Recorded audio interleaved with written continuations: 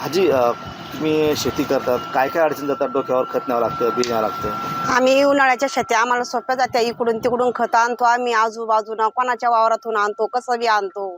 पण आता हे दिवस लय अडचणीचे येते ना आमचे. आता माल काढायचा, आता कसा काढा, कसं न्या, कुणीकडे न्या, मग खत कसं आणा, हा लय विचार पडा ना आता. लय अवघड शेती चालली ती आम्हाला. आमच्या सासू सासऱ्यापासून आम्ही या रस्त्याने जातो ना, माझ्या लग्नाला 35 वर्ष झाली. मी जायले ना, जाते येते ना. मग मालकन मी बैलगाडी मोटरसायकलवर नाही जायचं, बैलगाडीने जाऊ आज. ते येत होतो आम्ही, जात होतो. पण आता ही अडचण आल्यामुळं काय त्याकड्या ना या जा.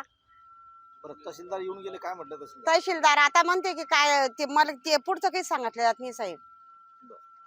पण हे जे रस्त्याचं आहे ते आहे ना, आम्हाला रस्ता खुल्ला करून द्या. ते काहीतरी बोलले आमच्या माणसासोबत की बा होईन, लवकर होत नसतं. माझ्याकडे 10-10 वर्ष भांडणे. पण आमची तशी त्याच्यापेक्षा जास्त अडचण आहे ना, मग आम्ही शेत्या का पडीत टाकून द्या का?